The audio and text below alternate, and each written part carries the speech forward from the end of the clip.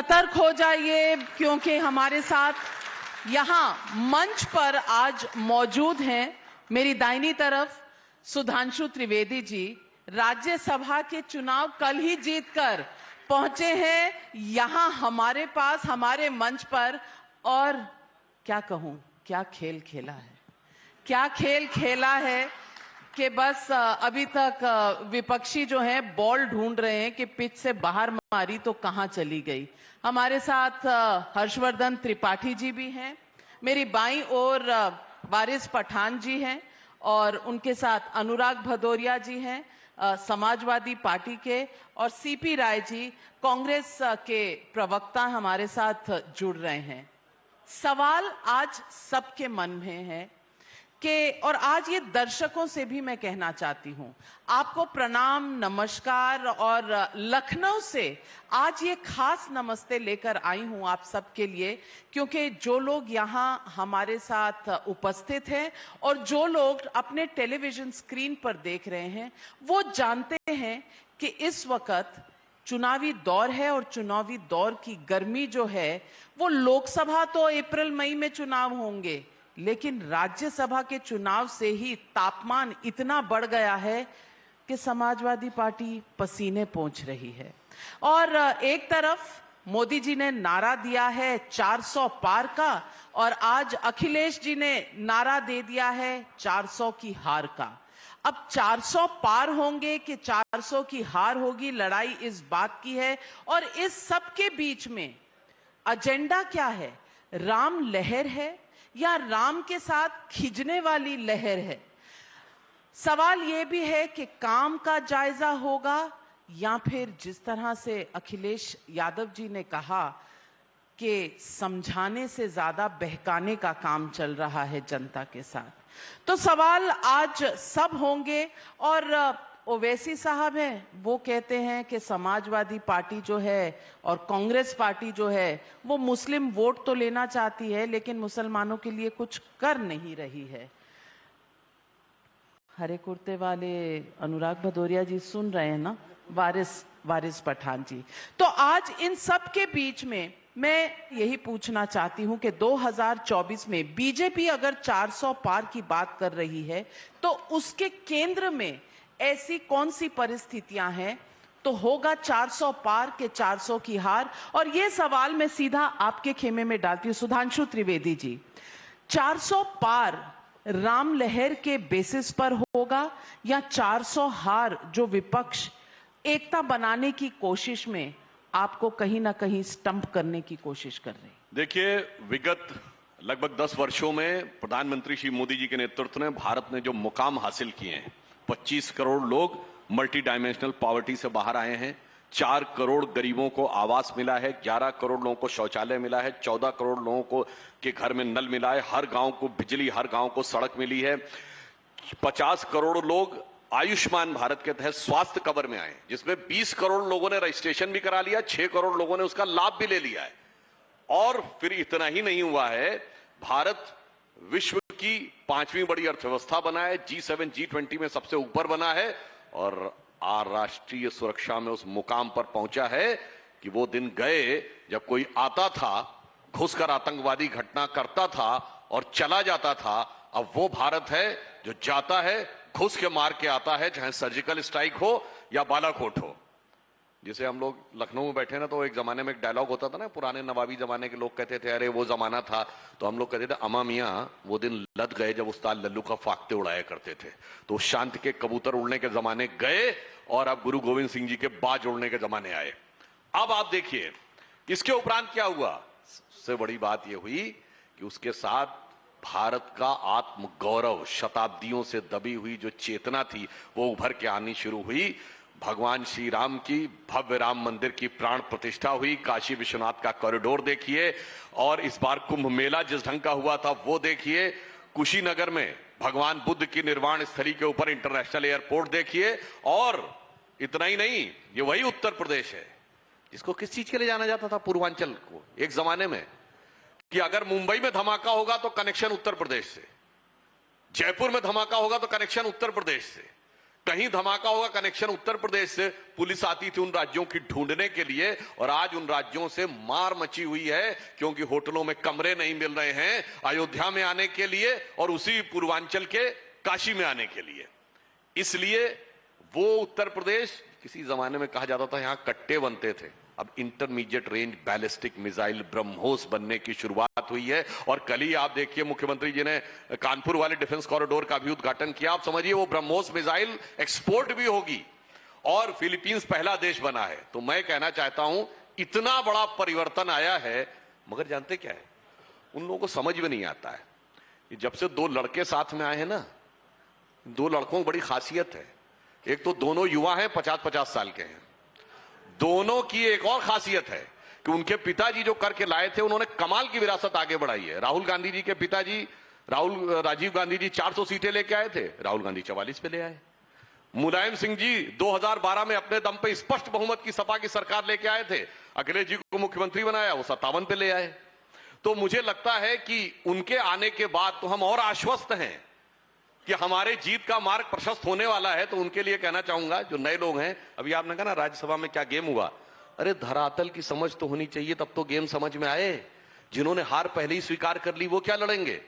पिछली बार कांग्रेस के युवराज राहुल गांधी जी 2019 के चुनाव में हारने के बाद उत्तर प्रदेश छोड़े थे, और इस बार आदरणीय सोनिया जी यानी कांग्रेस की राजमाता जी ने चुनाव का बिगुल बजने से पहले ही छोड़ दिया। अब कल राज्यसभा का चुनाव था, सुनिए, आज कहते हैं कि एक सीट हम जीत गए। 36 सीटें होती हैं जीतने के लिए, 36 वोट। जया बच्चन जी को 41 वोट अलॉट किए, रामजी लाल सुमन जी को 40 वोट अलॉट किए, और ये तो तीसरा हार नहीं हारना था। इसीलिए कहना चाहता हूं एक लाइन में कि नई उम्रों की खुद मुख्तारियों को कौन समझाए, इन दोनों युवाओं के लिए, दोनों लड़कों के लिए, कि नई उम्रों की खुद मुख्तारियों को कौन समझाए, कहां से बच के जाना है, कहां जाना जरूरी है, उसे एहसास करने का सलीका ही नहीं आता। जो कहता है खुदा है तो नजर आना जरूरी है। देखिए कमाल है, अनुराग भदौरिया जी, कमाल है। घड़ी की तरफ देखिए, 10 मिनट बोले, विपक्ष की खूब जम के बुराई की, लेकिन इनकी जिम्मेदारी बनती थी कि सत्ता में जनता ने इनको चुना था, कम से कम जनता के मुद्दों पे बोल देते, छात्रों के मुद्दों पे बोल देते, किसानों के मुद्दों पे बोल देते, महिलाओं के मुद्दों पे बोल देते। जिस मुद्दों पे आपने वोट मांगा था उस मुद्दों पे तो आपने बात ही नहीं की। हालत ये है कि अंतरात्मा आप लोगों की जगाते हैं, अंतरात्मा जगती भी है। ऐसी कौन सी आपके पास अंतरात्मा जगाने की ताकत है, कौन सी आपके अंदर ताकत आपने बना ली इतने दिनों में कि लोगों की आप अंतरात्मा जगाने लग गए हैं। अचानक कहते हैं ना, लालच जब मन के अंदर आता है तो अंतरात्मा जग जाती है। जब सत्ता का नशा सताता, जब सत्ता का नशा और सत्ता की मलाई खाने की धुन याद आती है तो अंतरात्मा जग जाती है। इंसान की जब इंसानियत मर जाती है और बिकाऊ हो जाती है तब अंतरात्मा जग जाती है। कमाल की अंतरात्मा आप जगाते हैं, लेकिन महिलाओं पे जब अत्याचार होता है तो अंतरात्मा सो जाती है। छात्रों पे लाठियां बरसाई जाती हैं तो अंतरात्मा सो जाती है। किसान धरने पे बैठा होता है, उसकी मौत हो जाती है तो अंतरात्मा सो जाती है। कैसी अंतरात्मा को आप भारतीय जनता पार्टी वाले जगवा देते हैं। इनको जगवाने की बहुत आदत है, लेकिन ये भूल जाते हैं कि जिस जनता ने आपके साथ इतना भरपूर समर्थन और वोट दिया, उस जनता, वो महिलाएं भी उसमें हैं। आप बताना भूल जाते हो कि किस तरह से बीएचयू की बेटी के साथ जब अन्याय हुआ, उसको बीएचयू के अंदर में किस तरह से उसके साथ अत्याचार हुआ। सुधांशु जी कभी नहीं उस पे बोले और ना आज बोलेंगे। ये मैं चैलेंज के साथ बोल रहा हूं, बेटी आपकी भी है, मेरी भी है, वो बेटी अपनी है, लेकिन नहीं बोलेंगे। जब पहलवान बेटी को इनके घर के सामने घसीटा जाता है, 500 मीटर की दूर पे सारे सांसद, मंत्री और विधायक, सारे सांसद और मंत्री रहते हैं, लेकिन एक भी नहीं गया मिलने के लिए, बोलने के लिए कि इन्होंने देश के लिए मेडल जीतने वाली महिलाएं थी वो, लेकिन एक बार इनकी आवाज नहीं निकली। कमाल की अंतरात्मा जगाते हैं ये। हथरस की बेटी के साथ रात के अंधेरे में अंतिम संस्कार हो जाता है, वो भी पेट्रोल डाल के, लेकिन इनकी अंतरात्मा सोई रहती है, जगती नहीं है। कैसी अंतरात्मा आप जगाना चाहते हो? मैं पूछ रहा हूं आपसे, कौन सी अंतरात्मा आप जगाते हो लोगों की? आप खरीद फरोख्त करके आप सरकारें बना लेते हो। चंडीगढ़ के अंदर में किसने नहीं देखा मेयर आपने जिताया? किस तरह से आपने लूट तंत्र किया, किस तरह से आपने कब्जा किया। धन्य हो तो हम लोग धन्यवाद देते हैं देश की न्यायपालिका को। उस वीडियो को उन्होंने देखा, उसके बाद उन्होंने आपके मेयर को बर्खास्त किया। तभी आपको रिजाइन कर देना चाहिए था, तभी आपको संस्था छोड़ देनी चाहिए थी। ऐसे दल में मुझे नहीं रहना, ऐसे दिल से राज्यसभा नहीं बनना। जहां पे लोकतंत्र खतरे में हो, जहां लोकतंत्र की हत्या हो रही हो। और छोड़िए इलेक्टोरल बॉन्ड, जब आप निकालते हो इलेक्टोरल बॉन्ड से आप फंड इकट्ठा करते हो पार्टी का, माननीय सर्वोच्च न्यायालय कहता है ये गलत है, तब आपको नहीं छोड़ देनी चाहिए, तब सरकार को रिजाइन नहीं करना चाहिए कि सर्वोच्च न्यायालय कह रहा है कि ये गलत है, फंड इकट्ठा किया जा रहा है, और आप दूसरों की अंतरात्मा जगाने चले जाते हो। अपनी अंतरात्मा को सुला दिया आपने मात, किस लिए? सत्ता पाने के लिए। सुधांशु जी, सत्ता आएंगी जाएंगी, पार्टियां बनेंगी बिगड़ेंगी, समाज का ताना बाना आप तोड़ दोगे, समाज के अंदर में भाईचारा खत्म कर दोगे। समाज को तोड़ने के बाद आपको क्या मिलेगा? क्या मिलेगा आपको जब हम आप होंगे नहीं? किस पे शासन करने के लिए आप जिंदा रहोगे? किसके ऊपर रूल करोगे आप? जब ये मोहब्बत खत्म हो जाएगी, आपस का भाईचारा खत्म हो जाएगा, इंसानियत खत्म हो जाएगी, कोई एक दूसरे को देखना पसंद नहीं करेगा, सब नफरत की आग में जलेंगे। किसके ऊपर राज करना चाहोगे आप? लाशों पे राज करोगे? सन्नाटे में राज करोगे? पेड़ पौधों पे राज करोगे? कम से कम इंसानियत जिंदा रहने दीजिए, लोकतंत्र जिंदा रहने दीजिए, मानवता जिंदा रहने दीजिए, तभी राजपाट भी चलेगा, वरना ये राजपाट किसी काम का नहीं होगा।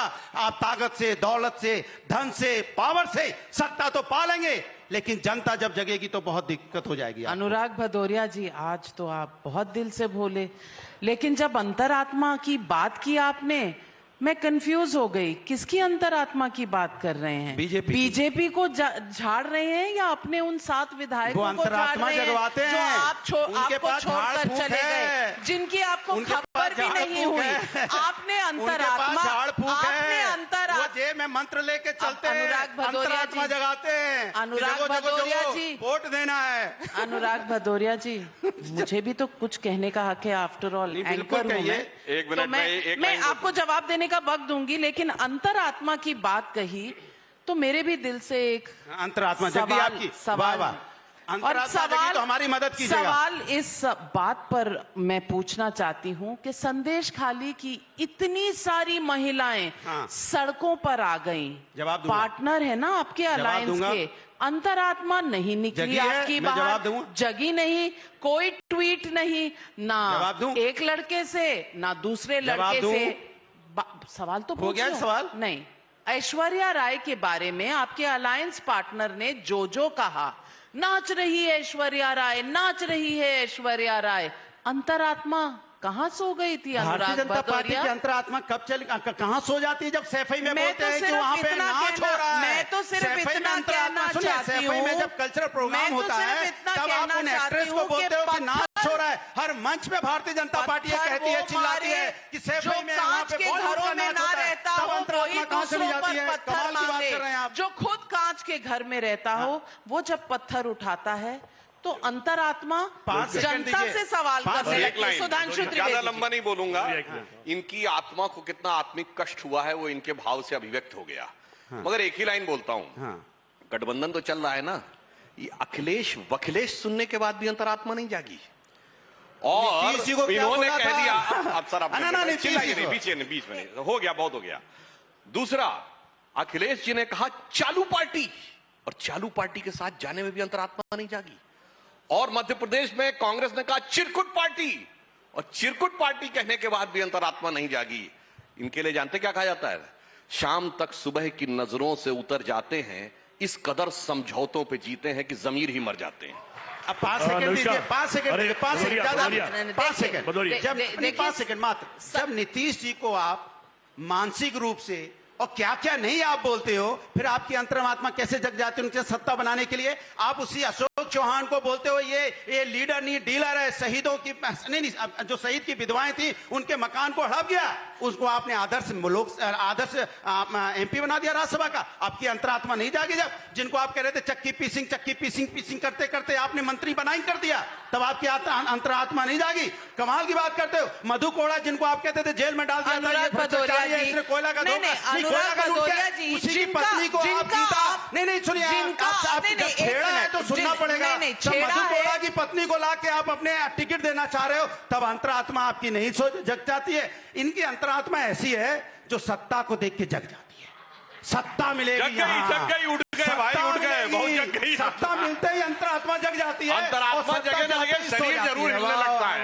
अंतरात्मा लगता है किसी और की आत्मा आ गई, इसलिए शरीर हिलने लगता। सीपी राय जी, मैं अब अशोक चौहान की बात करते हैं। पहले कुछ बात कहना चाहता हूँ। तो पहले इनको तो बधाई राज्यसभा बनने के लिए। दूसरी बात, नहीं हमारी बनना तरफ से ही चाहिए था। बधाई। अनुराग भदौरिया ने कह दिया कि नहीं बनना चाहिए था अगर अंतरात्मा जगी होती। इन्होंने कुछ सवाल उठाए थे। इन्होंने कहा कि हमने गरीबी की रेखा से इतने लोगों को निकाल दिया, पर यही दावा करते हैं कि 80 करोड़ लोगों को 5 किलो अनाज पे जिंदा रखे हुए हैं। इन्होंने कहा हमने इतने करोड़ घर दिए। जिस औरत का फोटो इन्होंने छापा कि उसको घर दिया, वो औरत सामने आके बोली मैं तो झोपड़ी में रहती हूं। इन्होंने कहा कि हमने देश को मजबूत कर दिया। इनके लोकसभा सदस्य में लोकसभा में खड़े होकर के भाषण दिया था, ऑन रिकॉर्ड है कि आप हिंदू मुसलमान में लगे हो और चीन अरुणाचल प्रदेश में 16 किलोमीटर अंदर आके घुस बैठ गया है और सड़क बना रहा है। और प्रधानमंत्री जी ने कहा न कोई घुसा न कोई आया। इसको देशभक्ति कहे या क्या कहे, इन शब्दों उस शब्द को आप खुद तय कर लिए। चीन 4000 किलोमीटर हमको कब्जा करके बैठा हुआ है। इन्होंने कहा कि हमने सारे गांव इलेक्ट्रीफाइड कर दिए हैं। इनकी जो राष्ट्रपति पद की उम्मीदवार हैं, जब वो राष्ट्रपति बनी तो मालूम पड़ा कि उनका गांव इलेक्ट्रीफाइड नहीं था। उनके राष्ट्रपति बनने के बाद तब उसमें बिजली लगनी शुरू हुई। तो इस तरह के असत्य तमाम तथ्यों को बता करके सुधांशु जी हमने आपने बहुत बात की है। 2013 से आपने जितनी बात की, आपने मंदिर का सवाल छेड़ा। मैंने आपको पिछली डिबेट में भी यही बात कहा था। 1990 में हमने आपसे कहा था कि मंदिर के सिर्फ 2 तरीके हैं, या तो बैठ के बात कर लो या अदालत पर छोड़ दो। तब आपने कहा था ये अदालत करनी हमारी आस्था का सवाल, हम तो दंगा करेंगे। और आपने दंगे किए थे और देश पिछड़ गया था, हजारों जानें चली गई थी। और जब आपकी सरकार आ गई तो आपने कहा अब ये अदालत का मामला है। ये दोहरी नीति कैसे चलेगी आपकी? और फैसला अदालत ने किया, आपने नहीं किया है। आज शंकराचार्य ने जब हिंदू धर्म नष्ट हो गया था तो 4 पीठ की स्थापना की। शंकराचार्य बनाए, किस लिए बनाए थे? क्या इसलिए कि कल को उन शंकराचार्यों को आप बेइज्जत करेंगे? उनके धर्म के मामले में आप बात नहीं सुनेंगे? आप धर्माचार्य बन जाएंगे?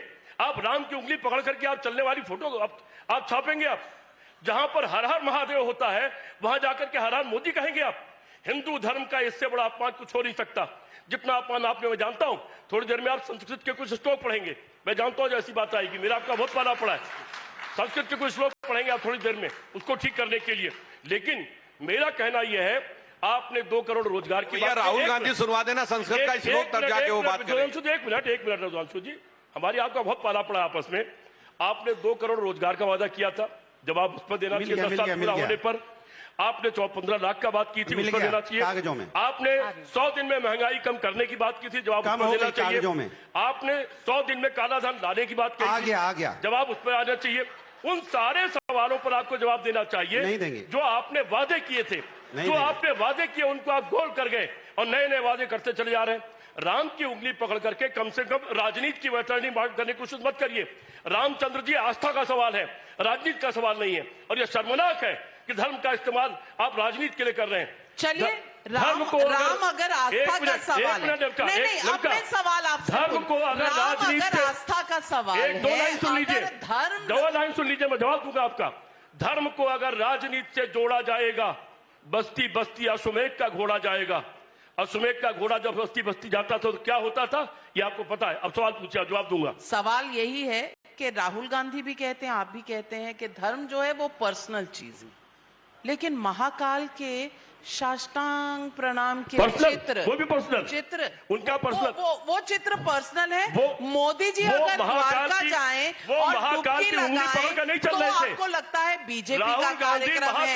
प्राण प्रतिष्ठा अयोध्या में हो तो आपको लगता है बीजेपी का कार्यक्रम है। सुधांशु जी, ये दोहरे मापदंड है या नहीं? दोहरे मापदंड है। राहुल गांधी महाकाल के मंदिर का उद्घाटन और शिलान्यास करने नहीं गए, पूजा करने गए। पूजा करना उनका अधिकार है। मैं शांति से बात किया। आपको ऐसे गलत बयानी नहीं करना चाहिए। हमारे किस सांसद ने लोकसभा में ये कहा कि हमारे यहाँ चीन घुस आया है? लोकसभा की कार्रवाई होती है, निकाल के दिखाइएगा। लोकसभा की कार्रवाई में नहीं बोलिएगा। मैं चैलेंज करता हूं। लोकसभा की कार्रवाई में लिखा हुआ होता है, कोई बात हवा में नहीं बोली जा सकती। और अगर था, सुनिए, देखिए आप बीच में मत बोलिए, लोकसभा का कार्रवाई का बीच में मत बोलिए। BJP MP told about China's aggression, please निकालिए, अभी निकाल के दिखाइए, अभी निकालिए। जवाब सुन लीजिए। अब जवाब सुनिए, निकालिए। नहीं, अगर होता है तो प्रिविलेज मोशन लाते लोकसभा में। निकालिए अभी। आके डिबेट में बोल के चले जाना आसान है, झूठ, मगर आपको पता लोकसभा में झूठ नहीं बोलते। मैं असत्य नहीं बोलता आप लोगों की तरह। निकालिए, यहाँ सब लोग बैठे, सबके हाथ में मोबाइल है। राय साहब, जब आप बोल रहे थे, आपने लोकसभा में बोला शब्द कहा गया, बोला। बयान कोई कहीं भी दे दे, उससे क्या फर्क पड़ता? और ऑथेंटिक बयान वो होता है जो भारत का विदेश मंत्रालय देता है। अगर आपको उस पर बयान नहीं होता, उससे भरोसा। दूसरी बात मैं बताना चाहता हूं,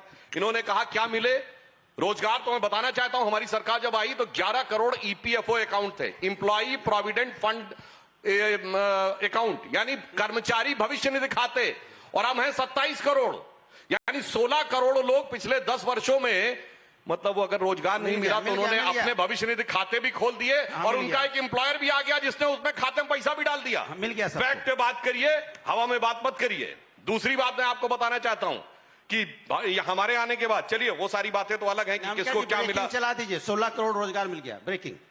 अरे भाई, चलाने की जरूरत नहीं है, चलता हुआ दिखता है। 16 करोड़ ब्रेक। भैया ऐसा है, आप लोगों की बेरोजगारी का दौर समझ सकते हैं कि वो जो बात राजनीतिक बेरोजगारी समझी जा सकती है, नहीं है। अरे भाई अपने अपने टर्न पे बोलिए, अपने टर्न पे बोलिए, 16 करोड़ की वजह से अपने अपने टर्न पे बोलिए। मैं 16 करोड़ की वजह से नहीं बोलता। भाई क्या तरीका बार बार बीच में डिस्टर्ब करने का? मैं तो किसी के में डिस्टर्ब नहीं करता। खाली याद दिलाओ, 22 करोड़ याद दिलाने में अभी क्या तरीका फिर बीच में? अब देखिए, इन्होंने बोला, राय साहब ने, राजनीति धर्म में नहीं जोड़नी चाहिए। राम का नाम लेके चुनाव प्रचार किसने शुरू किया था? नवंबर 1989 लोकसभा चुनाव की शुरुआत राजीव गांधी ने अयोध्या से की, राम का नाम लेके चुनावी अभियान की शुरुआत की और कहते चुनाव से नहीं जोड़ना। कांग्रेस ने कभी धर्म का इस्तेमाल नहीं किया। फिर मैंने कहा चुनाव अभियान की शुरुआत की। और सुनिए, कह रहे हैं कि पर्सनल विषय है। ये रोजा अफ्तारी करते थे, वो पर्सनल विषय था। रोजा नहीं रखते थे, रोजा अफ्तारी करते थे। जो रोजेदार नहीं था, रोजा अफ्तारी करता था। अटल जी भी करते थे। सर एक मिनट, क्या बीच में बार बार बोल रहे हैं? तरीका ठीक नहीं है। मगर मजे की बात ये है, राज्यसभा की बधाई। क्या तरीका सर? आपको राज्यसभा की बधाई दे रहे हैं। क्या तरीका? ये सही, सफाई स्टाइल में बहस मत करिए, ये सही नहीं। और सुनिए, और वो पर्सनल ऐसा था कि 2014 के बाद कांग्रेस ने रोजा इफ्तार की दावत बंद कर दी। भैया एक गजब का पर्सनल था आपका। और दूसरा मैं बताना चाहता हूं, भाई ये बहुत बोल रहे थे कि जब ये रहेगा तो क्या होगा। मैं बताना चाहता हूं, इस उत्तर प्रदेश में सबसे ज्यादा जिले कब रहे कर्फ्यू में? इनके शासनकाल में 55 जिले थे 1990 में कर्फ्यू में। दूसरी बात बताता हूं, उसी उत्तर प्रदेश में केवल एक बार ऐसा हुआ जब हाई कोर्ट में दंगाई घुस गए और सेना बुलानी पड़ी। और ना याद हो तो याद दिलाऊं, 13 सितंबर 1994 सपा बसपा की सरकार इलाहाबाद हाई कोर्ट में घुस गए दंगाई। इसी उत्तर प्रदेश में यदि 2 अखबारों पे हमला किया गया क्योंकि मुलायम सिंह की सरकार थी, इनके खिलाफ अखबार में खबर छप गई, याद है 1994 95। और इनकी अंतरात्मा क्या तरीका है, मैं तो किसी के में नहीं बोल रहा था। और इनकी अंतरात्मा तब भी नहीं जागी थी जब बच्चियों ने आत्महत्या कर ली थी और इनके नेता ने कहा था लड़कों से गलती हो जाया करती है। इसीलिए जब आपकी आत्मा उस ढंग से चली जाती है तब ये मुकाम देखने को मिलता है। लेकिन लेकिन जब अरे मैं उसी के लिए पद्म विभूषण दिया इन्होंने। हर जिले में बच्चे धरने पे बैठे हैं। रोजगार के लिए ऐसा कोई जिला नहीं है जिसमें रोजगार के लिए धरने में ना बैठे हो। न्याय मांगने के लिए पेपर लीक हो रहा है, 50 लाख स्टूडेंट अपियर होते हैं। आप कितने जिलों की बात करोगे? हर जिले में लोग परेशान हैं, बेरोजगारी से आत्महत्या कर रहे हैं। अभी कन्नौज में आत्महत्या हुई बेरोजगारी से। डिग्री पे सारी डिग्रियां लिखी और आत्महत्या कर ली। इसका क्या जवाब? लोकतंत्र खतरे में है, लोकतंत्र खतरे में है क्योंकि अल्पसंख्यकों को बोलने नहीं दिया जा रहा। और ये पीडीए की सरकार है जो अल्पसंख्यकों को बोलने नहीं दे रही। 3 राज्यसभा में पीडीए में पी कितना था और ए कितना था? बता दूं एफडीए था, फिल्म स्टार, दलित एंड अफसर। अब आप तो फिल्म, चलिए मैं नहीं अनुराग भदौरिया जी, आप थोड़ा सा आलोम विलोम करिए, आलोम विलोम करिए। तब तक मैं सवाल वारिस पठान से मेरा अगला सवाल, वारिस पठान ए को बोलने दीजिए, ए वाले को। अरे पीडीए में ए वाले बोलने दीजिए भाई। माने मोदी जी की जगह, योगी जी की जगह, दोनों जगह फिल्म स्टार सांसद है और हमसे सवाल उठा रहे। कमाल है भैया। सवाल हम नहीं उठा रहे, सवाल फिल्म स्टार में कहां उठाया? हमने तो कहा पीडीए क्या है? राहुल गांधी उठा रहे हैं। जावेद भाई हमारे सांसद पीडीए में नहीं आते क्या? रामजीलाल सुमन बने वो पीडीए में नहीं आते? कहा तो एक है सिर्फ, और रामजीलाल सुमन तो जब 2 ही जा रहे हैं तो भाई साहब इमरजेंसी में संख्या जितनी होगी तो जाएंगे लेना देना, तब तो दूध पिए बच्चे दलित समाज से आते हैं भाई। रामजीलाल सुमन जी कहाँ भूल रहे हैं आप? तभी मैंने डी तो बोला, डी तो है, पी भी है ना, पी और ए कहा? पी है ना, पी रामगोपाल जी नहीं है क्या? वारिस पठान 3 राज्यसभा में पूछा था भाई। वारिस पठान जी, सभा पूछ रहे हैं। अनुराग भदौरिया जी थोड़ा सा आलोम विलोम और तब तक वारिस पठान के पास। वारिस पठान जी, राम लहर पर मोदी सरकार है और सवाल उठा रहे हैं विपक्ष के लोग कि भाई चीन के साथ ठीक से जवाब नहीं दिया मोदी ने। राम लहर है और चीन को जवाब नहीं दिया। राम लहर होगी या नहीं होगी इस पर सवाल है। मथुरा और ज्ञानवापी का हल निकलेगा क्या नहीं निकलेगा। लेकिन प्रधानमंत्री जी ने आज एक बार और एक्सपोज कर दिया है इस इंडी गठबंधन को। उन्होंने कह दिया है कि जो रॉकेट की तस्वीर छापी है डीएमके ने, वो चीन का रॉकेट दिखा दिया है। अब चीन से आप सवाल मोदी जी को पूछते हैं, लेकिन अपने भारत का रॉकेट भी नहीं लगाते, आप चीन का रॉकेट लगाते हैं। आपको कुछ जो है वो दिखता नहीं, जो नहीं है वो दिखता है। आप एक तरफ राम लहर कह रहे हैं, एक तरफ कहते हैं हम धर्म के पुजारी हैं, धर्म पर्सनल है, लेकिन दूसरी तरफ डीएमके जैसे नेता साथ चल रहे हैं जो कहते हैं कि सनातन डेंगू है, मलेरिया है। मैं पूछना चाहती हूं, कहीं पर भी काम काज पर कोई जिरा, कोई डिबेट है या हर चीज सिर्फ धर्म पर ही आधारित है? देखिए नविका जी, जिस तरह 25 मिनट से आपने ए टीम को और उनकी बी टीम को बोलने की इजाजत दी, मैं आपसे उम्मीद करता हूं कि मुझे भी आप इसी तरह की इजाजत देंगे अपनी बात रखने की। अल्पसंख्यकों को तो वैसे भी अधिकार मारा जा रहा है, हमारा मुसलमानों का। कम से कम आज अपने मंच पे तुमको ये वाले बचा रहे हैं। या भी देखिए किस तरह से बात चल रही है, ए टीम है, बी टीम है। चुनाव के पहले कितने बड़े बड़े वादे किए, अपने धर्म की बात की, और ये तो अभी अंतरात्मा की बात कर रहे हैं, सारी बात कर लिए। आपको याद होगा ना पिछली मर्तबा जब उत्तर प्रदेश का चुनाव आया था नविका जी, हम लोग भी चुनाव यहाँ पे लड़ रहे थे, फुल फोर्स में लड़ रहे थे। 83% मुसलमानों ने ये इनको भर भर के वोट दिया। ये आके बोलते थे आपने अगर एमआईएम को वोट दे दिया तो मोदी जीत जाएगा, बीजेपी जीत जाएगा, ये बी टीम में आप इनको वोट मत दीजिए, हमको वोट दीजिए। दिया इनको वोट, क्या हुआ? सारे वोट जमा करके चले गए, बीजेपी की गोद में डाल के बैठ गए। हमको बी टीम बोलने वाले आज पूरे देश के सामने आप एक्सपोज हो गए किस तरह की टीम कौन है। क्रॉस वोटिंग ये, और हमारे महाराष्ट्र में तो खेला ही हो गया है। महाराष्ट्र में तो जो 48 साल से कांग्रेस के अंदर थे, उनका बेटा वो खुद पार्टी छोड़ के चले गए और ये बोल रहे हैं कि कांग्रेस पार्टी तो एंटी मुस्लिम पार्टी है। वहां पर तो अगर मुसलमान आदमी का वजन जाता तो उसको बोला जाता है राहुल गांधी को मिलना है तो 10 किलो वजन कम करके आओ। तो इनसे क्या उम्मीद रखेंगे? अब देखिए हमारे लिए किस तरह की समस्या है नविका जी। हमारे लिए एक तरफ तो ये तो खुले दुश्मन है, सबको पता है कि एंटी मुस्लिम है, मुस्लिम विरोधी है बीजेपी पार्टी पूरी। इनको हमारे खाने पीने से नफरत है, पहनने ओढ़ने से नफरत है, हिजाब से नफरत है, मस्जिद से नफरत है, मदरसों से नफरत है। एक मस्जिद तो हमारी छीन लिया, अब दूसरी की तरफ भी नजर है, तीसरी की तरफ भी नजर है, 30,000 मस्जिदों पर इनकी नजर है। ये तो खुला दिख रहा है। तो आप किस तरह से बात करोगे डेमोक्रेसी खतरे में नहीं है, संविधान खतरे में नहीं है? और सुधांशु जी राज्यसभा के मेंबर है, संविधान की शपथ लेके बने। एक भी पॉइंट सुधांशु जी ने ये कहा कि लोगों के लिए क्या करने वाले हैं। ये धर्म की राजनीति आपको करना है सुधांशु जी, 2 से लेके आप तक यहां तक तो पहुंच गए आप। अब इसके आगे आप क्या करने वाले मैं आपको बताता हूं। सिर्फ मंदिर आप करने वाले, क्योंकि डेवलपमेंट के नाम पे मोदी जी की जितनी गारंटी थी पूरी के पूरी फेल हो गई। 15 लाख आना था, नहीं आया। 2 करोड़ युवाओं को रोजगार मिलना था, उसके बदले में तो हजारों युवा बेरोजगार होकर घूम रहा है। रास्ते पे आज युवा उतर गया है, रोजगार मांग रहा है। पर्चे तो ऐसा एग्जाम कर रहे हो कि पर्चे के पर्चे बदले जा रहे हैं। हर रीत से अगर देखा जाए तो बीजेपी सरकार पूरी तरह से विफल हो चुकी है। क्या करने वाले आप चलिए बताइए। मोदी जी, आपने नविका जी बात करी कि मोदी जी ये करते आपको बुरा लगता है, हम तो बोलते क्या करते बुरा लगता है। एक सवाल करूंगा सुधांशु जी आपसे, क्योंकि अल्पसंख्यकों की बात हुई, माइनॉरिटी की बात हुई, आप लोगों को मुसलमानों से इतनी नफरत क्यों है?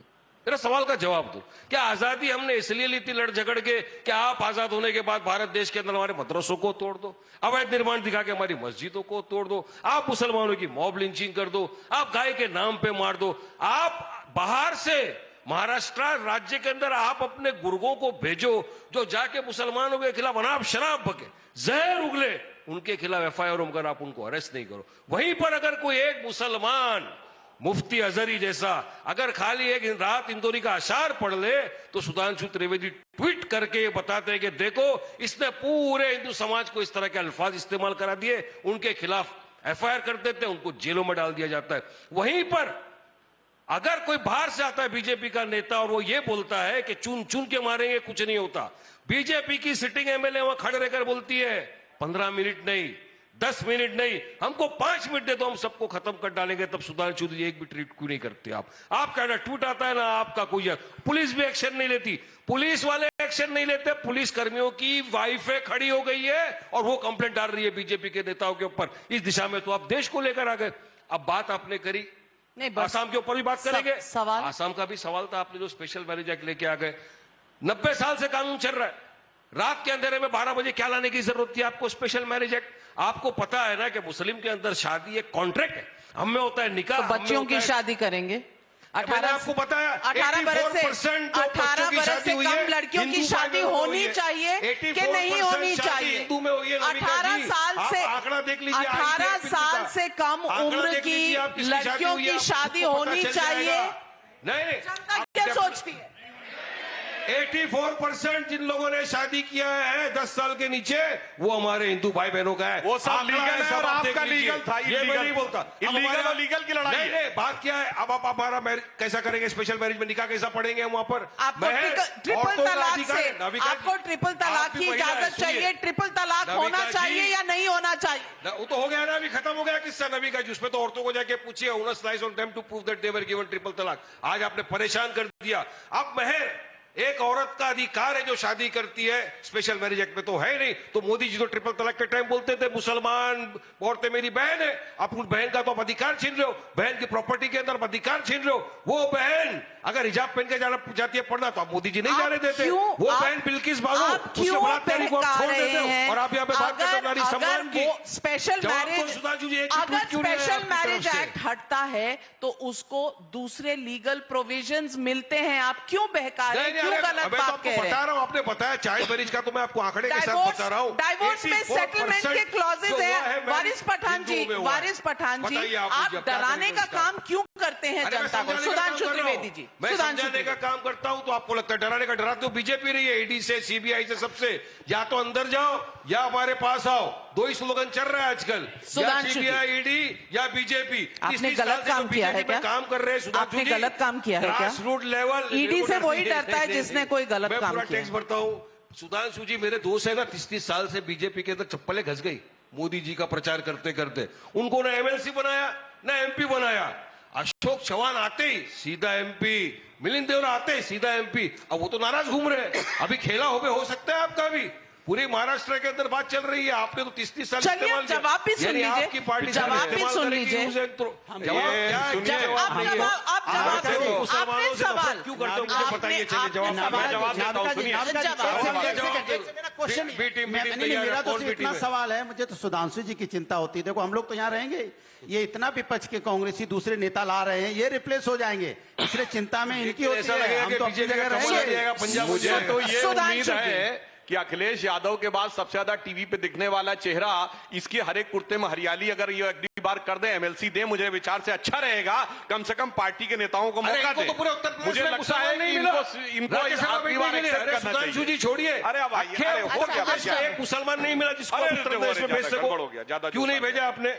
अच्छा 83% वोट लेने के बाद जावेद भाई, मैं दोनों से सवाल कर रहा हूँ, दोनों से सवाल। नहीं, इसके पहले हम जावेद जी को भेज चुके हैं। जावेद भाई रास्ता में भेज चुके हैं पहले। जवाब सुन लीजिए, आप जवाब सुन लीजिए, जवाब सुनिए करके दिखा दिया। अरे भाई हमने जावेद जी को पहले भेजा है। अरे अभी आपने दलित को भेजा है, एक भी नहीं मिला क्या? भी हमने बैकवर्ड भेजा था। कमाल की बात कर रहे हैं। अच्छा, अरे आपको सिर्फ वोट चाहिए, आपको सिर्फ वोट चाहिए, क्या कुछ नहीं है। झगड़ा हो गया, पीडीए में झगड़ा हो गया। कोई झगड़ा नहीं। अरे अब तो इनका हिस्सा है, इनका हिस्सा, इनके लिए तो अनटचेबल है पॉलिटिकली। इनके साथ खुद गप्पर है, खुद लड़ते अपने बलबूते के ऊपर और जीतते हैं चुनाव। इस झगड़े में एम फैक्टर है भाई, इसलिए झगड़ा हो रहा है। नहीं, कॉन्स्टिट्यूशन सी फैक्टर है इस झगड़े में। संविधान को बचाना है, डेमोक्रेसी को बचाना है, जिसका आप मर्डर कर रहे हो रोज कत्लेआम हो रहा है। इक्वालिटी नहीं, वारिस पठान के लिए अलग कानून है, सुधांशु त्रिवेदी के लिए अलग कानून है देश में। देखिए, देश की सबसे शानदार सेकुलर पार्टी जिसका नाम है मजलिसे इत्तेहादुल मुसलमीन, उसने पूछा है कि मुस्लिमों से हमें अदावत क्यों? तो मैं बताना चाहता हूं, हमें मुस्लिमों से अदावत है।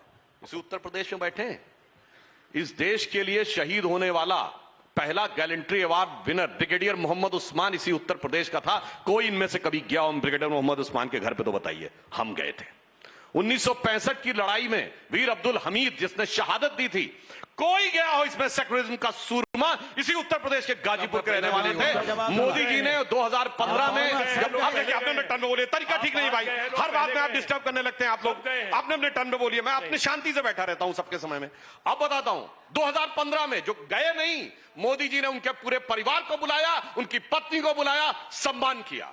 ये बताइए 15 अगस्त 1947 को पहली शहनाई जिसने बजाई थी लाल किले पे, उस्ताद बिस्मिल्लाह खां, उसको 2001 में भारत रत्न मिला अटल जी की सरकार में। 50 साल तक सेक्युलर सियासत में नहीं मिला।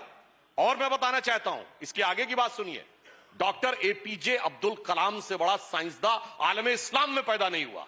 और मैं पूछना चाहता हूं असीम अकर साहब, सॉरी वारिस पठान साहब, ये बताइए मुसलमानों में एक जमाने में बहुत साइंस एंड टेक्नोलॉजी होती थी, आपको उस यूनिवर्सिटी का नाम पता है? अरे आप बात करेंगे जब मेरे दादा भी पैदा नहीं हुए तो उस टाइम की। अच्छा चलो, इन्होंने मान लिया जब दादा भी पैदा नहीं हुए तभी साइंस एंड टेक्नोलॉजी। 90 साल पुराना मैरिज एक्ट चाहिए, लेकिन दादा के समय की बात याद नहीं। 90 साल पुराना फिर लॉ क्यों चाहिए? 90 साल पुराना लॉ नहीं चाहिए ना, यूनिवर्सिटी तो याद नहीं है। मतलब इन्होंने मान, अरे 1870 में उसके गधे का नाम क्या था? नहीं, उसके घोड़े का नाम क्या था? मेरे को क्या मालूम है नाम क्या? भैया वो गधे घोड़े आप क्या होते थे, हमारे यहाँ नहीं है भाई। अब बात हो रही 2024 की बात। चलिए अब जवाब सुन लीजिए, जवाब क्यों बता रहा हूँ? जवाब कैसे डिस्टर्ब करने लगते हैं कमाल है भाई। लोग? जरा सा अनकंफर्टेबल फैक्ट आता है। अब मैं बताता हूँ, इनको कुछ नहीं पता है। 2024 एक की जमाने जनता में मैं इंतजार बताना कर रही है, चाहता हूँ, कुछ तो 2024 बोलेंगे। क्यों बोल रहा हूँ? हाँ, बोलिए। पिछले 800 साल में कोई इतना बड़ा साइंसदान पैदा नहीं हुआ जो डॉक्टर एपीजे अब्दुल कलाम को हमने बनाया, और हमने राष्ट्रपति बनाया और आपने उसका विरोध किया। किसने हमें अच्छा और सच्चा मुसलमान अच्छा लगता है, आपको अपराधी और आतंकवादी अच्छा लगता है। भाई देखिए तरीका गलत है, मैं डिस्टर्ब नहीं करता हूं, झूठ है, मैं डिस्टर्ब नहीं करता ये हूं, झूठ है, इसलिए बोल मैं रहा हूं। डिस्टर्ब नहीं करता हूं। ये झूठ को मैं टोक रहा हूँ। भाई गलत बात है, आप बार बार हर बार बीच में डिस्टर्ब करते हैं, दर्शाता है क्या आप अरे आप uncomfortable fact 2024 की समझ- बात ही नहीं कर रहे हैं, 1890 में ले जा रहे हैं, 1990 में ले जा रहे हैं। अरे हम सुनिए। बात करें 2024 में, आपने चुनाव 2014 में मांगा था, 10 साल हुए, 19 में मांगा था, 24 में मांगने जा रहे हैं। कुछ तो बताएंगे ना कि आपने क्या किया 10 साल में। 10 साल की बात नहीं कर रहे हैं आप 1890 में चले जा रहे हैं। आप ये दिक्कत हो गई है भारतीय जनता पार्टी के साथ। भाई, इतिहास में जीना आदमी चाहिए, को- प्रेजेंट की बात ही नहीं कर रही है। इस आदमी को कुछ सुनाई नहीं पड़ता। मैंने अपने पहले वक्तव्य में ही सारे वो गिनाए थे। 1890 मैंने कब बोला? हमें कान बजते हैं क्या? 1890 कब बोला भाई? आप बताइए ना। और मैं बताता हूं, अरे तब से- 1890 नहीं, आज मैं बताता हूं, 1000 साल पहले बैतुल हिकमत था। लो। कब इनको उस जमाने के बाद से साइंटिस्टों में कोई साइंटिस्ट नहीं पैदा हुआ, डॉक्टर कलाम पैदा हुए, मगर ये उसके खिलाफ खड़े हो जाते हैं। और बताता हूं, आज 2024 में पूरे पॉलिटिकल वर्ल्ड में, भारत में बताइए, जो हमारे केरल के गवर्नर हैं आरिफ मोहम्मद खान साहब से बड़ा कोई आलिम फाजिल मुसलमान हो तो बताइए, वो हमारे साथ है। बहस का हमारे लिए क्या अच्छा मतलब है? सच्चा देशभक्त मुसलमान है, आपके लिए अपराधी, बहस आपके लिए का क्या इशरत मतलब जहां है? बेटी है, अरे अफजल भैया। हालात का मारा है, अरे याकूब भैया। मेनन की जुडिशियल किलिंग है, आज जाकिर नायक चांद का मसीहा है, ओसामा जी है, हाफिज साहब है। ये अंतर है हमारी सोच मुसलमानों की और आपकी सोच इस में। बात का अच्छा, इस बात का 1 लाख किसानों बस के एक ही आत्महत्या सवाल से है। क्या संबंध नो। है? अरे भैया सुनिए, पूछेंगे वो। अरे सुनिए, आज चल भाई किसान का भी सुन ले। अरे भाई इनकी खुजली भी शांत कर देते हैं किसान। किसानों पे बोल दो, किसान धरने पे बैठा है, उसकी मौत हुई है, उसका बोल दो ना। महिलाओं एमएसपी के गारंटी सम्मान कब की दोगे? बात करो। वो बोल दो ना जिसके लिए किसान इंतजार कर रहा है। आप अच्छा। 1000 साल पीछे चले जा रहे हैं। देश पर आपसे पूछ रहा है चार- किसान आपके धरने पे बैठा है। इंडिया देश अलायंस पर 4 गुना कर्जा कर दिया आपने 10 साल में। हाँ। इस बात का 1000 साल पहले से क्या संबंध है? नहीं नहीं, अभी गाइए। क्या भैया इन्होंने मुसलमान का सवाल पूछा था, इन्होंने अब 50 आपके सवाल का जवाब दे दो। गाइए। और आपने आपके सवाल का जवाब दूं? और आपने- बताइए डेट टू जीडीपी रेशियो में भारत कहां है दुनिया में? कहाँ है? कहां है? सुनिए बताइए ये कहां है? सुनिए, ये बोलेंगे नंबर पता ही नहीं है क्या? सुनो, ये बोलेंगे नंबर 2 पे है। अमेरिका के अमेरिका भी हमसे पीछे है। अरे अमेरिका भी हमसे पीछे है। तो डॉलर की वैल्यू क्या है आज ये की देखो डेट में? बात, अब डॉलर दूसरे हमारे टॉपिक रुपए पे पे आ गए। सवार बैठा है। भैया ये पता नहीं कहां से बहुत खोज के लाते भागते हैं। हैं अरे डॉलर की वैल्यू रुपए के मुकाबले क्या है जरा बताइए। बताइए जनता को क्या वैल्यू है डॉलर की? अरे बताइए रुपए के सामने डॉलर की वैल्यू बताओ। ये डेट खोज रहे हैं पता नहीं कहां से। चले गए विदेश, वहां सेटल हो गए। इतनी अच्छी इकोनॉमी कर दिया तुमने, कितने लोग तो चले गए, संविधान सेटल हो गए। संविधान कमाल है भाई। संविधान का हवाला देती हूँ। एक आवाज को लड़का के बोल दो भाई। एक लड़का आवाज के को बोल दो। आपने अभी तक लड़का, एक मिनट, एक लड़का। आवाज को आपने अरे उठने ही बोलने नहीं नहीं दिया। दिया। एक लड़का। आवाज को एक आपने बात कह दूं मैं। नहीं, एक आवाज, और मैं बीच ये में नहीं बोलता। आवाज इंपॉर्टेंट आवाज है क्योंकि ये इस डेमोक्रेसी की चौथी स्तंभ है। बिल्कुल। वरिष्ठ पत्रकार हर्षवर्धन त्रिपाठी जी भी मेरे कह साथ, दूं मैं। वरिष्ठ एक आखिरी बात। पत्रकार हर्षवर्धन त्रिपाठी जी, बीजेपी के त्रिपाठी सेक्रेटरी जी, पर्सन है वो। इनका त्रिपाठी बस एक चले, सेकंड। इनका बस 30 चले सेकंड त्रिपाठी तो जी। ये पत्रकार को ना बोलने दे ना सुनने दे, अच्छा, इनका बस मतलब बीजेपी का। सही बॉयकॉट कह रही करे हैं। और सवाल बीजेपी पूछे का। कि भाई तुम मोदी अच्छा, भक्त इनका हो के मतलब नहीं। बीजेपी का, अब मैं इनका सवाल, मतलब बीजेपी का, हमसे तो नहीं है ना। आपने उधर ही उंगली करके इनका Political तो ये analyst बीजेपी का बस बीजेपी। नहीं चला। हम लोग अनुराग, बता रहे हैं आप पॉलिटिकल बोलिए। एनालिस्ट अनुराग, एक मिनट। बीजेपी है वो। लड़का, मैंने- बस एक बात कह दूं फिर आप आगे बढ़िएगा। देश को इतना आगे बढ़ा दिया है कि मालदीव जैसा छोटा सा देश आंख दिखा रहा है, फौज ले जाओ। नेपाल कह रहा है कि हम भैया उसकी इकोनॉमी बर्बाद हो गई, डुबकी लगाई लक्षद्वीप में मोदी जी ने और गड़बड़ा गया मालदीव। आपको समझ में आ रहा? पहुंचा दिया आपने, बर्बाद कर दिया देश को 10 साल में आपने। मैं सिर्फ इतना पूछना चाहती हूँ हर्षवर्धन त्रिपाठी जी, इतनी बातें सुनी, ऐसे लग रहा है देश अंधकार में है, ऐसा लग रहा है देश में पिछले 10 सालों में कुछ हुआ ही नहीं। उससे पहले जो हुआ होगा, लेकिन पिछले 10 सालों में तो कुछ नहीं हुआ। 8 हिंदुस्तानी जिन पर सजाए मौत सुना दी गई थी वो लौटकर घर आ गए, लेकिन किसी को कोई पता नहीं। इस देश में महिलाओं के साथ जो बिल अन्याय हो रहा है, सही कह रही हैं आप।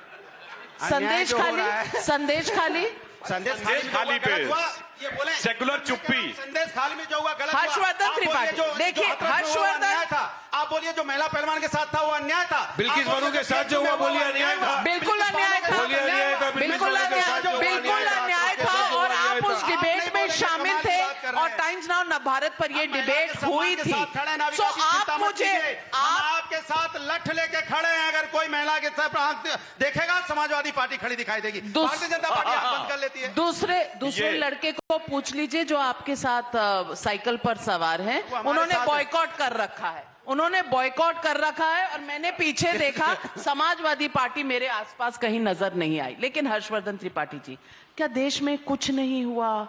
जो हुआ वो नफरत हुई, जो हुआ वो लोगों का शोषण हुआ, क्या यही कुछ हुआ है पिछले 10 सालों में? नविका जी, सबसे पहले तो ये देखिए, नेता लोग पत्रकारों की आवाज सुनना नहीं चाहते, तो ये कोई नई बात नहीं, हम लोगों के लिए रोज का मसला है, आप तो बरसों से देख ही रही हैं।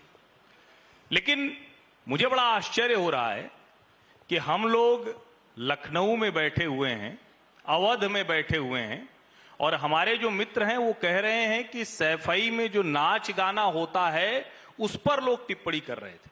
और मैं आपको बता दूं, आप में से सब लोगों को जानना चाहिए कि एक समय में उत्तर प्रदेश की सरकार में मुलायम सिंह यादव जी के अपने गृह क्षेत्र में सैफई में मुंबई के कलाकार आकर नाच गाना करते थे। उनके निजी मनोरंजन या आसपास के लोगों का मनोरंजन था। और 22 जनवरी को राम मंदिर की प्राण प्रतिष्ठा के बाद लगातार श्री राम राग सेवा चल रही है, जिसमें भारत के हर हिस्से का लोक कलाकार, संस्कृति कर्मी प्रतिदिन आकर अपनी प्रस्तुति दे रहा है। ये फर्क है। फर्क ये है कि जिस उत्तर प्रदेश में फैजाबाद से कब निकल गए गोंडा बस्ती की तरफ पता नहीं चला, सुल्तानपुर प्रतापगढ़ चले गए पता नहीं चला, क्योंकि 800 मीटर में खत्म हो जाता था और कोई भी ऐसा रास्ता नहीं था जिसका फुटपाथ पूरा हो। मैं दावे के साथ कहता हूं, जो 5 साल पहले गया है उसको पता है कि अयोध्या फैजाबाद की किसी भी सड़क पे फुटपाथ नहीं हुआ करता था, सिंगल लेन की सड़क कटी फटी होती थी। आज 3 गुना चौड़ी सड़क अयोध्या में हो गई। जिस प्रयागराज शहर से मैं आता हूं, 7.5 मीटर की सड़क इंक्रोचमेंट में रह गई थी, 15 मीटर की सड़क हो गई 2019 के महाकुंभ में। सर आप दिल्ली से आए हो, अनुराग भदौरिया जब कहते हैं ना, सर दिल्ली से आए हो, एक्सप्रेसवे में बैठ के आए हो, तो आप बताओ अनुराग भदौरिया जब कहते हैं कि लठ लेके, तो मुझे बोलने में नहीं देंगे लठ लेके, ये कर सकते हैं। हम पत्रकार, हम डरते हैं भैया, हमने हल्ला बोल झेला, ऑर्डर की स्थिति हमने हल्ला बोल झेला है। मैं तो उस वक्त प्रयागराज में ही था, हमने हल्ला बोल झेला है। हमने देखा है कि अखबारों के हॉकर पीटे जा रहे थे, हमने देखा कि इलाहाबाद के जो हाईकोर्ट है उसके भीतर जज डूब के पड़े हुए थे, हमने देखा है। हमें मत बताइए, और हमें मत बताइए कि हम दिल्ली से चले आ रहे हैं। हमने ये भी देखा है कि दिल्ली से चलते थे तो अलीगढ़ पहुंचते पहुंचते आधी रात बीत जाती है। हमें मत बताइए। तो और एक एक्सप्रेसवे आपने बनाया, हाँ। उसके पहले उसके बहुत पहले मायावती ने बना दिया था, कभी उसको भी क्रेडिट दिया। और लेकिन उसके बाद क्या हुआ? आज उत्तर प्रदेश देश का अकेला राज्य है, और मैं कहता हूं इसको चुनौती के साथ इसको तय कीजिएगा। मैं तो इसी राज्य का हूं, मेरी तो पीड़ा है इस राज्य को कितने गंदे तरीके से। आज उत्तर प्रदेश में कोई ऐसा शहर नहीं है, डिस्ट्रिक्ट हेडक्वार्टर नहीं, जिसके 100 किलोमीटर के दायरे में कोई न कोई उड़ान पट्टी न हो। लिख रहा हूं, इसको बोलिएगा। देश का अकेला ऐसा राज्य है जहां सबसे ज्यादा इंटरनेशनल एयरपोर्ट है। मैं 2007 में किसी और मीडिया तो मैं गया था, तो मुझे लगता था गुजरात में ऐसा क्यों है। जामनगर, भावनगर, सूरत, राजकोट, अहमदाबाद को तो छोड़ ही दीजिए, वो तो बड़ा है। आज हम उसी तरह से बात करते हैं। वाराणसी, प्रयागराज, आजमगढ़, मुरादाबाद, गोरखपुर, कुशीनगर, ये है बदलाव। क्या हुआ? आज जवाब उत्तर दे दो। प्रदेश 80% गरीबों के लिए है क्या एयरपोर्ट? सपनों का उत्तर प्रदेश है। वो इस देश के आज गरीबों का उत्तर प्रदेश एयरपोर्ट में है। माइक्रोसॉफ्ट है, अभी बनारस आज से आया उत्तर हूं मैं। प्रदेश में सैमसंग है, आज उत्तर बनारस से प्रदेश में चंदौली, बनारस दुनिया से की हर भदोही। बड़ी कंपनी है, लेकिन सड़क अनुराग नहीं जी है। कह रहे हैं हम लठ लेके खड़े रहेंगे। बिल्कुल। भैया लठ के लिए महिलाओं लोकतंत्र के नहीं है, सम्मान में हम खड़े लोकतंत्र हैं। कानून के लिए हम खड़े हैं, लेकिन जो बीजेपी चोरी नहीं करे खड़ी उसको है। ईडी भी बीजेपी पकड़ेगी, नहीं CBI खड़ी है भाई। पकड़ेगी, महिला और अब जेल पहलवान में ने जाए। कौन सी चोरी की थी? महिला चलिए। पहलवान ने कौन सी नहीं, चोरी की थी अब जिसके मैं साथ बीजेपी सवाल- नहीं अब खड़ी हुई? मैं सवाल कौन सी आपसे- चोरी की थी? नहीं, नहीं, PHU की अनुराग बिटिया ने कौन भदौरिया सी जी, चोरी की थी जो अब मेरे बीजेपी नहीं सवालों खड़ी का हुई? जवाब हाथरस की दीजिए। बेटी ने कौन सी चोरी की थी जिसके साथ अन्याय हुआ? 2000 उन्नाव की बेटी ने कौन सी चोरी की थी जिसके साथ अन्याय ये हुआ? सफाई का अलका ये- भंडारी के साथ अन्याय 30 हुआ? सेकंड दे दीजिए, कौन सी 30 चोरी की सेकंड। थी बताइए आप? महिलाओं के सम्मान में कम से सबका कम नाम लेना बोलिए चाहिए, तो बिल्किस सर, बानो का हर भी नाम ले महिलाएं लो। महिलाएं होती है और महिलाओं के सम्मान के साथ बिल्किस हम बानो खड़े का हैं। नाम लेने अगर से कहीं भी इनको महिलाओं पे प्रॉब्लम अन्याय क्यों होगा है? हम खड़े दिखाई देंगे, ये मेरी गारंटी है। लेकिन भारतीय जनता पार्टी आंख बंद कर लेती, इनकी अंतरात्मा सो जाती है उस समय। ये चिंता की बात है। अरे अनुराग अंतरात्मा तो अनुराग देश की भदौरिया युवा की जा जी, चुकी है। अनुराग भदौरिया जी और इनकी भी। सीपी राय जी, मेरा आपसे सिर्फ इतना सा सवाल है। आप लोग इतना अच्छा काम कर रहे हैं, ये लोग इतना बुरा काम कर रहे हैं, आपकी बातों से तो ऐसा ही लगता है। अगर ये सूरत हाल है तो 2014 में आप क्यों हारे, 2019 में क्यों हारे, 2017 में क्यों हारे, 2022 में क्यों हारे? जनता को मूर्ख बता रहे हैं या बता रहे हैं कि आप इतना कुछ जानते हैं कि जनता आपको पहचान ही नहीं पा रही? देखिए, दो बातें हैं, एक चुनाव, एक जनसेवा। चुनाव अलग चीज है, जनसेवा अलग चीज है। भारतीय जनता पार्टी चुनाव लड़ती है, जोड़ तोड़ करने की उसकी आदत हो गई है। खुद तो अपनी इनके एनडीए गठबंधन में इतने तमाम तरह के दल, एनसीपी है, शिवसेना है, एक रामविलास पासवान की पार्टी है, यहाँ अपना दल है, फिर निषाद पार्टी है, राजवर जी रोज ही घूमते रहते मंत्री बनने के लिए। इनके यहाँ इतना सर फुटा हुआ है, कौन कहां से लड़ेगा? एनसीपी और शिवसेना में सीट शेयरिंग नहीं है, ना हो पाएगी। हमारी तो सीटें डिक्लेयर हो गई हैं, इनकी सीटें डिक्लेयर नहीं हुई। लेकिन सवाल हमसे पूछा जाएगा, सवाल इनसे नहीं पूछा जाएगा कि हाजीपुर से चाचा लड़ेंगे कि वहां पे चिराग पासवान लड़ेगा। सवाल नहीं होगा, सवाल पूछा ही नहीं जाएगा। सवाल नहीं पूछा जाएगा कि आपने पीडीपी के साथ भी गठबंधन किया था, सत्ता पाने के लिए कश्मीर में क्यों किया था? सवाल नहीं पूछा जाएगा। सवाल नहीं पूछा जाएगा कि अकाली दल के साथ आपकी सरकार रही है, क्यों अकाली दल आज आपके साथ नहीं है, दोबारा क्यों आप उनके साथ जाना चाहते हो? ये सवाल बहुत बड़ा, लेकिन ये नहीं पूछा जाएगा। सवाल हमसे पूछा जाएगा, हमारे गठबंधन से पूछा जाएगा। दो लड़के मिले, मैं दो तो लड़के सिर्फ मिले। इतना अरे सा मैं गर्व सवाल से कहता पूछ रही हूं, हूँ उत्तर प्रदेश का हर्षवर्धन हूं, जी, और गर्व से कहता हूं कि उत्तर ये प्रदेश के लड़के जीतते मिले। क्यों क्या नहीं बुराई है उसमें भाई? है?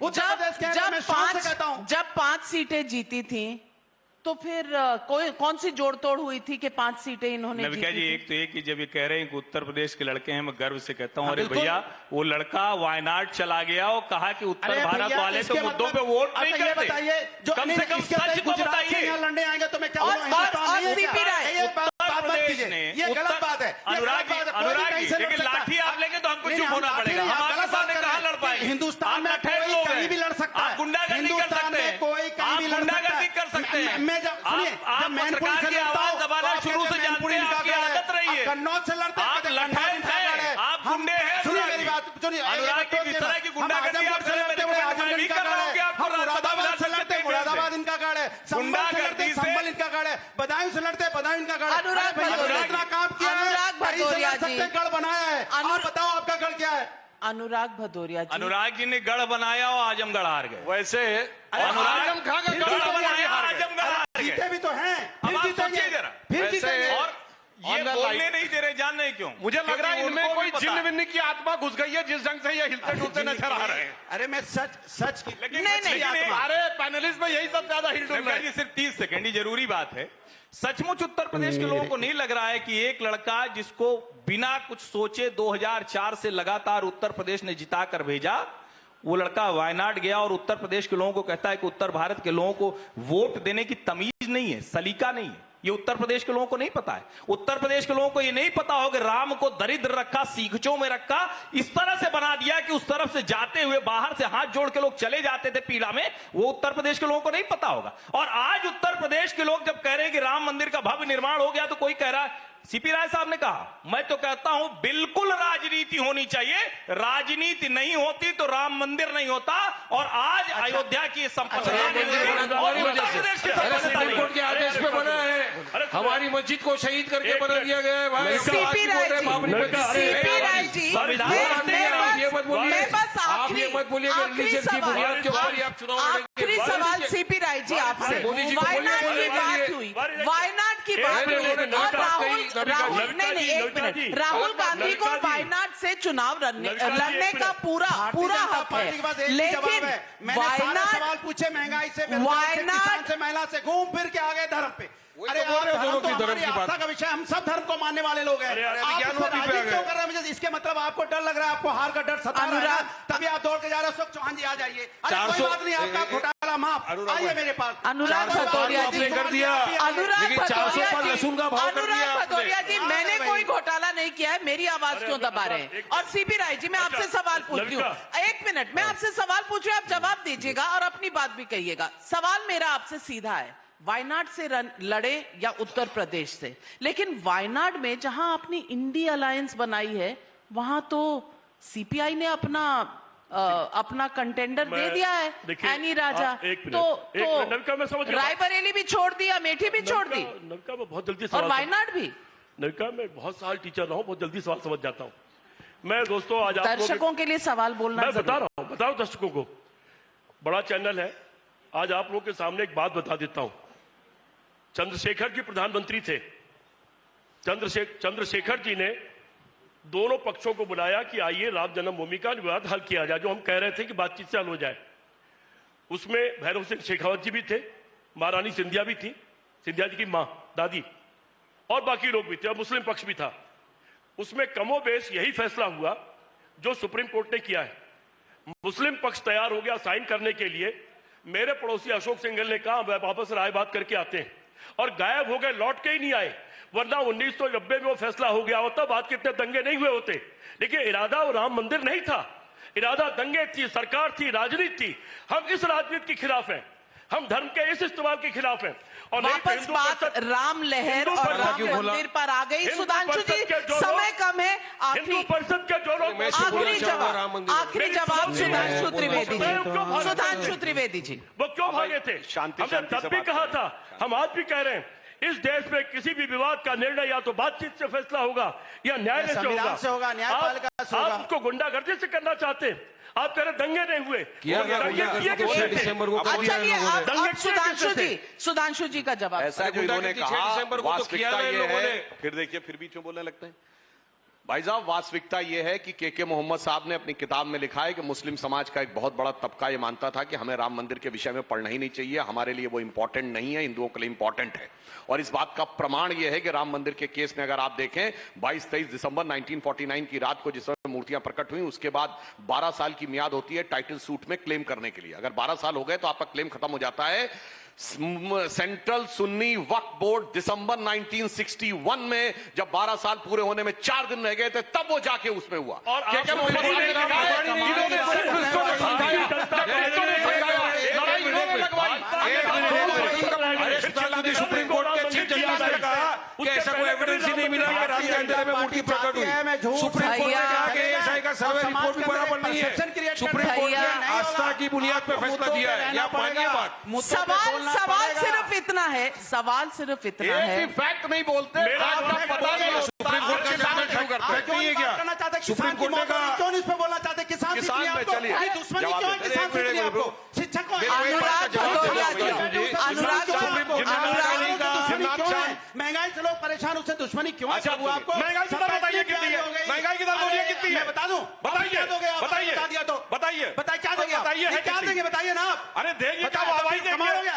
अभी मैं बोलूंगा 5 पॉइंट है, पता क्या बोलेंगे? चाहिए? 4.2 चलिए 2014 में कितनी थी? आप भी- अब 2014 चले गए। कुछ थी कि नहीं? अरे आज शुक्र 2014 गए, अभी ये 1990 में नहीं गए, आज 1990 अनुराग जाएंगे, भदौरिया 1970 जी, जाएंगे, आज लेकिन अनुराग 2024 की बात नहीं करेंगे, द चिंता की बात कैट है। Is out of the bag. आज पोल खुल गई है। सुबह ही अखिलेश यादव जी ने कहा था कि पता नहीं कौन सा गुलाब जामुन देकर ले गए हमारे विधायक, और अब आप खुलेआम यहां मंच से मांग रहे हैं क्या देंगे आप, यहां क्या देंगे आप पर बात टिकी हुई है। इसीलिए जनता के लिए मांग रहे क्या देंगे आप? छोड़िए, क्या उन्होंने कहा, खुले मन से उन्होंने क्या कहा देंगे आप अगर जनता मैं के लिए? महंगाई- और आप तो हमारे पे डालेंगे आप। जनता ये आपके लिए कुछ मांग रहे हैं, दर्शक जनता आपके लिए कुछ मांग रहे हैं या अपने लिए गुलाब जामुन मांग रहे हैं, ये फैसला जनता करेगी। क्योंकि पब्लिक है, ये सब जानती है, और पब्लिक जब जान जाती है तो वोट के द्वारा अपना जजमेंट भी दे देती है। एक तो आखिरी इस बार फैसला जनता की अदालत एक में। आखिरी शेर, हमें मैं नफरत आखिरी जवाब देना चाह रहा हूं। हमें सुधांशु जी नफरत को। नहीं थी। एक मिनट, अरे वो एक राय मिनट। साहब, अरे सुनो मेरे को बोलने। सुधांशु, आपने अभी क्या कहा? फैक्ट पे बात करो। मैं फैक्ट पे बात करना चाह रहा हूं। आपने कहा कि 22-23 की दिसंबर की रात को मूर्ति प्रकट हो गई। सुप्रीम कोर्ट के जजमेंट में कहा है, चीफ जस्टिस ने कहा कि ऐसा कोई प्रमाण ही नहीं मिले। चीफ जस्टिस ने यहां तक कहा कि एएसआई का जो सर्वे रिपोर्ट है उसको नहीं माना जा सकता। ये आस्था की बुनियाद के ऊपर एएसआई के आपको सर्वे की रिपोर्ट आस्था पे हाई की कोर्ट का बुनियाद पे जजमेंट है। जजमेंट सर्वर झूठ बोल रही है। दिसंबर 93 को आपने धोखे से हमारी बाबरी अच्छा, मस्जिद को चलो, शहीद एक लाइन कर दिया। बोले। ये गुंडागिर्दी थी, आप मानिए इस ओके। बात को। आप सुनिए, आप भाई को मानिए। एक मिनट, फैक्ट बोल दो, नहीं, नहीं, फैक्ट शेर। से सुनिए, नहीं जा सकता। 22 दिसंबर 1949 को जब श्री राम लला प्रकट हुए, उसकी गवाही किसने दी है? किसने दी? यूपी गवर्नमेंट के सिपाही अब्दुल बरकत ने। उसने मजिस्ट्रेट के सामने सारे बयान सुप्रीम दिया कोर्ट के है सारे कि पेपर मुझे में सुप्रीम दिव्य कोर्ट ने रोशनी सबकी दिखाई गवाही दी। देखने के और बाद उसके बाद कि जब रोशनी ठोस हटी तो प्रमाण वहां है। रामलला विराजमान कोई थे। एविडेंस नहीं है, अब्दुल मैं आपको बरकत पढ़ के रोशनी सुना सकता हूं। 49 में दिख गई। कोई एविडेंस इनको नहीं मिले। रोशनी आपने तो जनाब ने 6 हटाई। दिसंबर को हलफनामा डालने के बाद बाबरी मस्जिद को शहीद कर दिया। रोशनी किसको इतना मिली, सत्य किसको कहाँ से ले आते हैं? प्रकट हुई, ये जनता तय करेगी। दो लाइन। ये शेर सुनाइए, शेर हाँ, चलिए खत्म करिए। हमें नफरत नहीं थी अंग्रेजों की कौमी सूरत से। इनको तो बिल्कुल नहीं थी। हमें नफरत नहीं थी अंग्रेजों की कौमी सूरत से, हमें नफरत थी तो उनके अंदाजे हुकूमत से। अगर अपनों की हुकूमत अपनी खातिर हो नहीं सकती तो अपनों की भी सूरत से मोहब्बत हो नहीं सकती। अब एक लाइन मैं भी बता दूं। चलिए। पहली बात, बेचारे श्लोक नहीं सुना पाए और अंग्रेजों की सूरत से नफरत नहीं थी, वो भी बोल आप गए। जनता को तो कुछ मैं दे एक दो। लाइन में बोलना चाहता हूं। आप जनता अरे को सुनिए, कुछ अब दे भाई दो। देखिए, नहीं, अब शांति से जब खत्म हो रहा अब तो सुनिए, चिल्ला चिल्ली मत करिए। खत्म हो रहा है, देखिए खत्म हो रहा साहब, है। अंग्रेजों ने हमको बांटा, फिर भी अपने देश की खातिर। इन्होंने हर परिवेश को बांटा कुर्सी के उद्देश्य की खातिर। बीजेपी ने, वाह वाह, बस। क्या बात है, क्या बात है। बीजेपी के लिए अच्छा बोला आपने। आज हमारे साथ जुड़ने के लिए और इस बहुत ही हीटेड डिबेट पर अपने अपने पक्ष रखने अनुराग के जी लिए होते हैं तो हीटेड हो ही जाती है, लगता है गैस ज्यादा भरी रहती है। आप कुछ तो दे जाओ नाम जनता के लिए। नाम कुछ तो दे अनुराग जाइए और जनता को, कुछ तो बोल जाइए। नाम क्या कुछ- अनुराग और इतनी लड़ाई। अनुराग जी, कुछ तो जस्टिस कीजिए अपने नाम के साथ। आप सबका तहे दिल से बहुत बहुत धन्यवाद। Thank you very much. ये डिस्कशन बस चुनाव से पहले आपको बता रहा है गर्मी कितनी होने वाली है।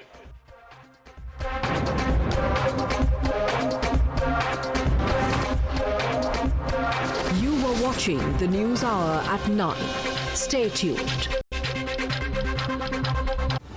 Co-presented by RP Sanjeev Goenka Group.